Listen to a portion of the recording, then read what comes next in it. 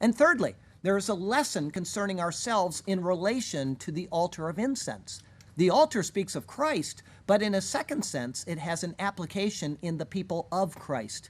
It relates to our relationship with God through Him and our duties to God because of Him. The first and foremost obvious thing to do is to understand what the incense pictures. If that can be determined, then pretty much everything else will fall into its proper place.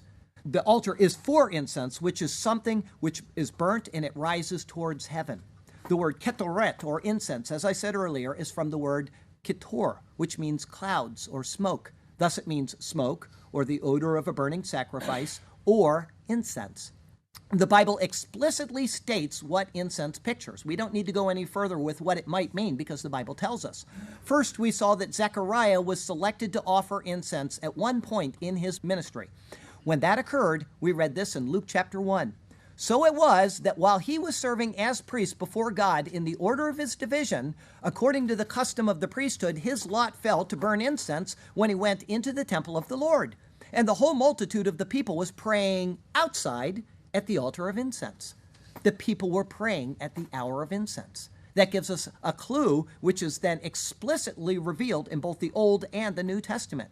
In Psalm 141, it says this, "Let my prayer be set before you as incense, the lifting up of my hands as the evening sacrifice."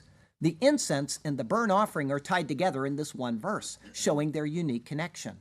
But the incense is described as if prayer.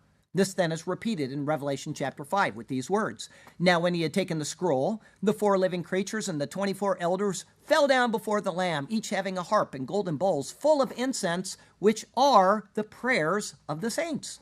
The burning incense then pictures prayer. But prayer is intimately connected to praise, and so it has a secondary meaning adjoined to it. The next thing described is the base material for the altar, acacia. Just as before, it pictures Jesus Christ's humanity. The wood is incorruptible, just as he is.